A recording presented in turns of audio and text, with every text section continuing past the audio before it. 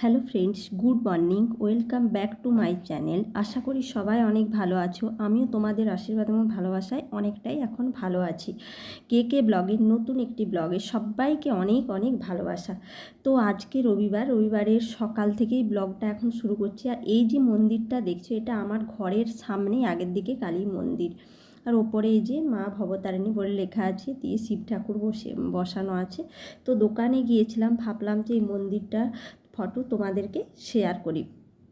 দোকান থেকে এনেছি এই যে সানলাইট। আমি সানলাইটই ইউজ করি, কারণ সানলাইটটা ভালো, জামা কাপড় কেচে রেখেছি, ভালো সানলাইটটা, তো ওর জন্য সানলাইটই ইউজ করি। তো আর এইদিকে দেখো, ফ্রিজ খুলে যে তোমাদের দাদাভাই আমার জন্য লস্যি বানিয়ে দিয়ে গেছে। তো ভাবছি যে খাবো না, তারপরে ভাবছি খাবো না। আর এইদিকে দেখো, পুরো ফ্রিজ ফাঁকা করে দিয়েছি, পরিষ্কার করে দিয়েছি, যেহেতু বাবার বাড়িতে যাব। তো একদম পরিষ্কার করে পেপার আমার পাতায় থাকে, পেপারগুলোকে চেঞ্জ করে দিয়েছি, নতুন পেপার দিয়ে দিয়েছি। আর দিয়ে ফ্রিজটা বন্ধ করে দিয়ে চলে যাবো, ওর জন্য সব পরিষ্কার করে দিয়েছে। আর এটা ভাবছিলাম কিছু দাগ নাকি, তো না, এটা দাগ নয়, এটা পেপারেরই কিছু একটা হয়তো হবে।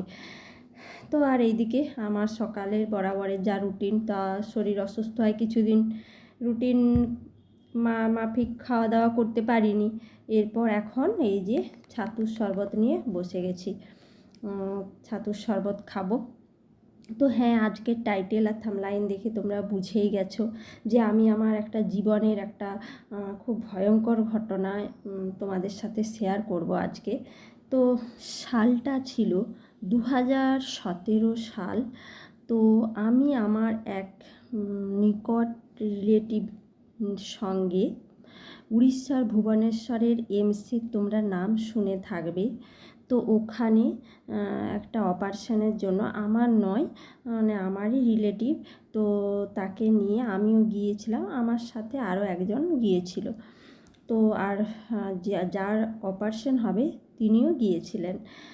তো এমসে, তো যেই দিন অপারেশন হয়েছেন উনি, তো ওই দিন আমি ওখানেই ছিলাম। তো আমাদের একটা উড়িষ্যার ভুবনেশ্বরে একটা গেস্ট হাউস নেওয়া হয়েছিল।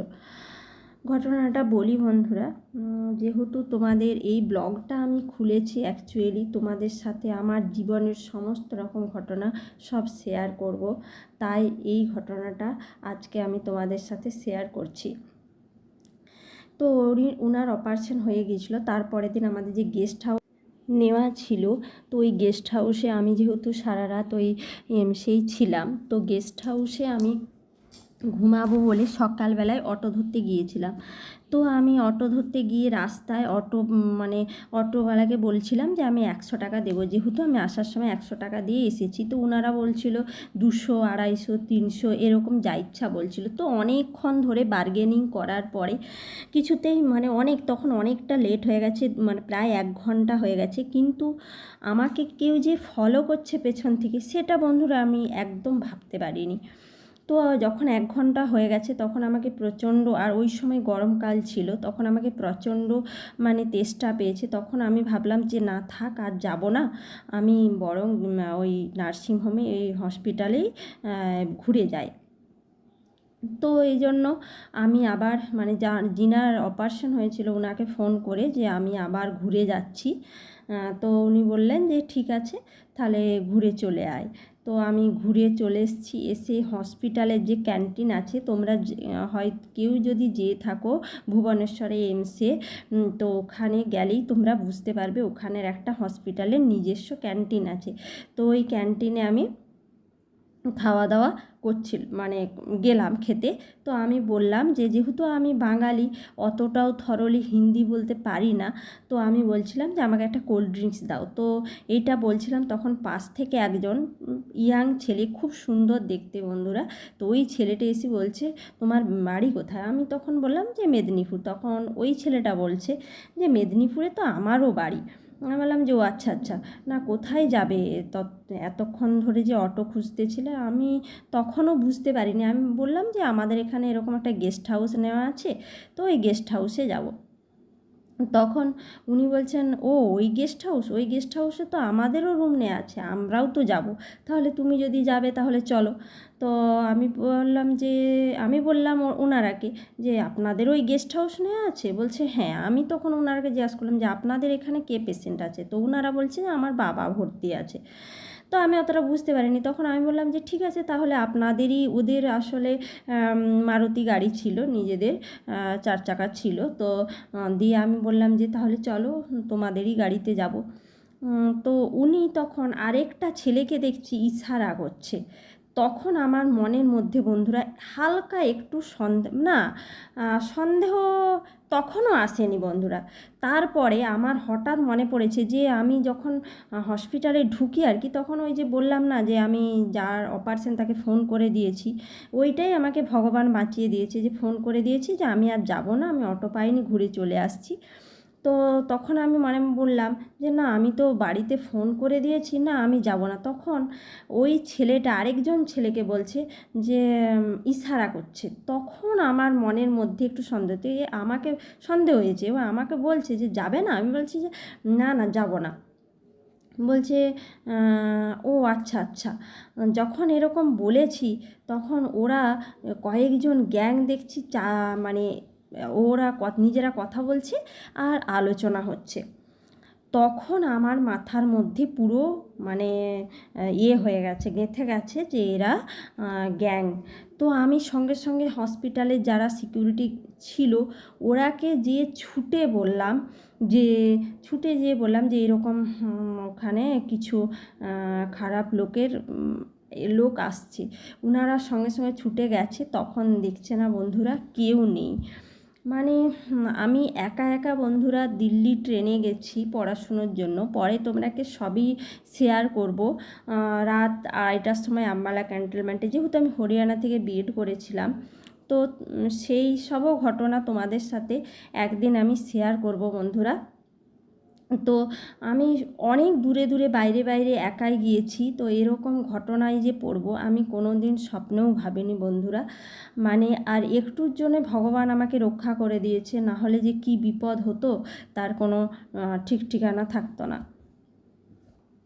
তো এই যা বন্ধুরা, তো এই ঘটনাটা তোমাদের সাথে শেয়ার করার ছিল যে যারা বাইরে যাবে, এখন দিন অনেকটা উন্নত, এটা 2017-র কথা বলছি, তখনও সব কিছুই ছিল, কিন্তু এইভাবে যে গ্যাংরা ঘুরে বেড়াচ্ছে বাইরে বন্ধুরা, মানে আমার একদম ধারণার বাইরে ছিল। যাই হোক বন্ধুরা, তোমাদের সাথে বলতে বলতে আমার বাড়ির প্রায় সমস্ত কাজকর্মই সকালের কমপ্লিট। আর এখন প্রায় বাজতে চললো সকাল, হ্যাঁ প্রায় 10টা। এরপর আমি সোজা রান্নাঘরে যাব। আর বন্ধুরা হ্যাঁ, যেটা বলছিলাম, এটা আমরা কোনো দিন ভাবতেই পারিনি যে এরকম একটা গ্যাংয়ের হাতে পড়তে পারি। তো আমি অটো ধরতে গিয়েছি, পিছন থেকে কেউ লক্ষ্য করছে, বা আমি একা গেস্ট হাউসে যাইনি, এটাই বা হয়তো আমি রক্ষা পেয়ে গিয়েছিলাম, ভগবানের অশেষ কৃপা যে রক্ষা পেয়ে গিয়েছিলাম আমি। তো এইরকম একটা আমার জীবনের ঘটনা ঘটেছিল বন্ধুরা। আর এই দেখো, তোমাদের সাথে কথা বলতে বলতে আমার ঘর মুছেও প্রায় কমপ্লিট। আমি প্রতিদিন ডাইনিংটা, রান্নাঘরটা মুছিয়ে দেই, কেননা এটা আর ঘরের ভিতরটা অতটা মুছি না, কারণ ডাইনিং রান্নাঘরে তো বেশি ব্যবহার হয়, ওই জন্য ডাইনিংটা, রান্নাঘরটা আমি মুছে দিই। আর হ্যাঁ বন্ধুরা, আগেও আমি বলেছি আমার ঘর মোছা আছে, কিন্তু আমি হাতে ঘর মুছি কেন না, ঘরটা পরিষ্কার হয়। ডান্ডাতে ঘর মুছলে ঘরটা অতটাও পরিষ্কার হয় না, আর আমি একটু মানে পরিষ্কার পরিচ্ছন্ন থাকতেই ভালোবাসি। আর এদিকে দেখো বন্ধুরা, রান্নাঘরের সমস্ত কাজকর্ম আমার কমপ্লিট। আর এদিকে আমি দুপুরে ভাতও বসিয়ে দিয়েছি। তো দুপুরে করব ভাত, আলু সেদ্ধ, ডাল সেদ্ধ, ডিম সেদ্ধ আর পেঁয়াজ পোস্ত, এই দিয়ে দুপুরে খাবো। এই দেখো, ডাল সিদ্ধ, আলু সেদ্ধ বসিয়ে দিয়েছি, আর এই যে বাটিতে ডিম সিদ্ধ করব বলে ডিমও নিয়েছি। আজকে দুপুরে সিম্পল মেনু করব। আর তোমার দাদাভাই সন্ধেবেলায় আসবে, ও বলেছে যে আজকে একটু পাঁঠার মাংস, ওদের যেহেতু গ্রামে বাড়ি, গ্রামে মানে দেশি পাঁঠা কাটে, তো পাঁঠার মাংস আনবে, খাসির নয় কিন্তু পাঁঠার মাংস। আর আমি পাঁঠার মাংস খেতে ভীষণ ভালোবাসি। আর তোমাদের সাথে কথা বলতে বলতে দেখো বন্ধুরা, আমার পোস্তটাও বাটা হয়ে গেছে। হ্যাঁ বন্ধুরা, আমি কোনো দিন মনে স্বপ্নেও ভাবিনি এরকম একটা গ্যাংয়ের হাতে আমি পড়তে চলেছি। তো বাইরে থাকলে কতটা সচেতন থাকা দরকার সেটা তারপর থেকে আমি হাড়ে হাড়ে টের পেয়েছি। আসলে বাইরে তো একা একাই সমস্ত জায়গা, কলেজ, ইউনিভার্সিটি এবং আদার্স স্টেটেও যে পড়াশুনো করতে গিয়েছি, একা একাই সব গিয়েছি। কিন্তু এইভাবে আমাদের বাড়ির পাশে, মেদিনীপুর জেলার পাশে উড়িষ্যা, তো এইভাবে যে গ্যাংয়ের পাল্লায় একটা পড়তে চলেছি সেটা কোনো রকমেই মাথাতে ছিল না বন্ধুরা। যাই হোক, তোমাদের সাথে কথা বলতে বলতে আমার পোস্তটাও বাটা হয়ে গেছে। এরপর একদম স্নান সেরে আমি পুজো দিতে চলে এসেছি। আর হ্যাঁ বন্ধুরা, আকাশে করেছে ভারী মেঘ, কারেন্টটা একবার করে আসছে, একবার করে যাচ্ছে। আর এদিকে আমার পুজো করে ঠাকুরকে একটু প্রণাম করে নেব। আর তোমাদের সাথে আমার জীবনের বেশ কিছু পড়াশুনো করতে গিয়ে আমার কি অভিজ্ঞতার সাথে আমি সম্মুখীন হয়েছি তারও ভিডিও তোমরাকে বলবো, যে কি অভিজ্ঞতার আমাকে সম্মুখীন হতে হয়েছিল, লাইফে কত অভিজ্ঞতা হয়েছে সেই সব একদিন শেয়ার করব বন্ধুরা, আমার পড়াশোনার লাইফ। আর একটা কথা, সবার জীবনে, ওই বললাম যে সবার জীবন এক হয় না, সবার জীবনই চলার পথ আলাদা আলাদা হয়। এদিকে আমার স্নান করে, এই দেখো বন্ধুরা, আমি চুলটা দেখছি যে চুলটা অনেকটা একটু মনে হচ্ছে বড় হয়ে গেছে। থাক, এখন আর কাটবো না, একদম পুজোর সময় একটু হালকা কাটবো। আমার চুল বড় রাখতে বরাবরই ভালো লাগে। এইদিকে বিকেলে একটু খাওয়া দাওয়ার পরে রেস্ট নিয়ে, আমি খাওয়াটা তোমাদের সাথে বন্ধুরা শেয়ার করি না, হয়তো ভবিষ্যতে কোনো দিন করবো। তো খাওয়াটা আমাকে দেখাতে কেমনই যেন লাগে, ওর জন্য খাওয়াটা আমি শেয়ার করতে এখনও পারছি না, যেহেতু নতুন নতুন ভিডিও ছাড়ছি বন্ধুরা, বুঝতেই পারছো। তো বিকেলে এইদিকে তাড়াতাড়ি করে আমি মশলাগুলো করে নিচ্ছি। তোমাদের দাদা পাঁঠার মাংস আনবে বলেছিল, তো ওই জন্য তাড়াতাড়ি করে মশলাগুলো করে নিচ্ছি। কেননা আমার সন্ধে হয়ে গেলে আর বন্ধুরা কিছু কাজ করতে ইচ্ছে করে না, ওই জন্য তাড়াতাড়ি করে সমস্ত কিছু কাজ করে রেখে দিচ্ছি।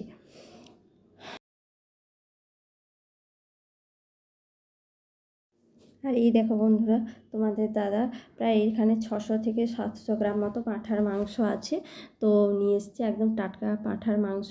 তো এদিকে আমাদের মশলা টশলাও রেডি, এদিকে গ্রাইন্ডারে সমস্ত কিছু পেস্ট করে নিয়েছি। আর এই টক দইটাকে একটু ফেটিয়ে নেব, ফেটিয়ে নিয়ে এই মাংসটা একটু ম্যারিনেট করে নেবো। আর এত দেরিতে আসছে তোমাদের দাদা ভাই, প্রায় রাত 8টা বেজে গেছে, ওই জন্য আর মাংসটা ম্যারিনেট করে যে ফ্রিজে রাখবো তার হবে না, তো এমনি মাখিয়ে নিয়ে, সব কিছু মাখিয়ে নিয়ে রান্নাটা সেরে নেবো।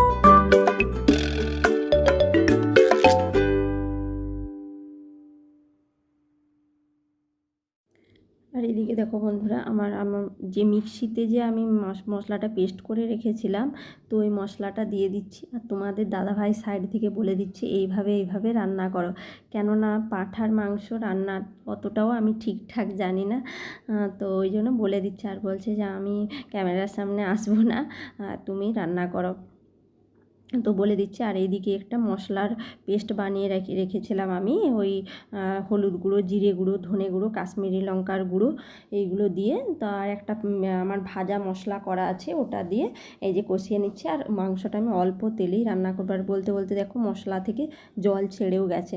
কেননা তোমাদের দাদাভাই একটু অল্পই তেল খেতে পছন্দ করে। আর এই দিয়ে আলুগুলো কাটা আছে বন্ধুরা, ও বলছে আলুগুলো দেবে না, এত মাংস আছে, আর মাংসতে আলু না দিলে আমার খেতে একদম ভালো লাগে না। আমি বলছি আলু দেবো, আর ও বলছে আলু দিতে দেবো না।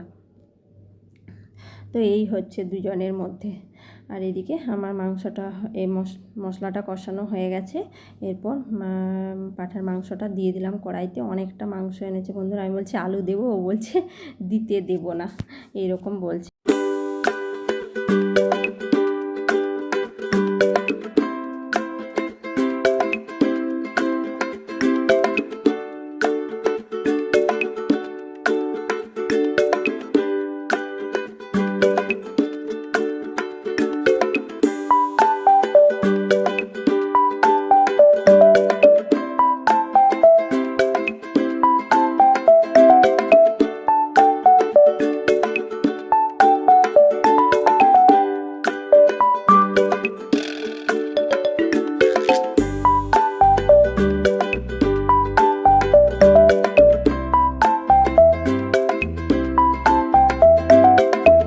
আর দেখো বন্ধুরা, এই যে দুটো বড় বড় গরম রসগোল্লা তোমাদের দাদাভাই আমার খাওয়ার জন্য নিয়ে এসছে। ও প্রতিদিনই প্রায় একদিন ছাড়া হলেও আমার জন্য গরম রসগোল্লা আনে। আমি জানি গরম রসগোল্লা খেতে আমি ভীষণ ভালোবাসি। আর এই দিকে কষা মাংস বের করে নিয়েছি টোনাটুনির জন্য। দুজনেই মাংসটা বসে বসে খাবো আর গল্প করব। আর এইদিকে দেখো বন্ধুরা, আমার মাংসটাও হয়ে এসেছে। তো ভিডিওটা এই পর্যন্তই বন্ধুরা। ভালো লাগলে প্লিজ একটি like, comment, share and subscribe করে দেবে। দেখা হচ্ছে নেক্সট কোনো ব্লগে। ততক্ষণের মতো সবাই সুস্থ থাকবে, ভালো থাকবে।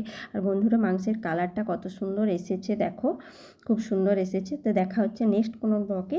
Tata, bye bye, good night, sweet dream.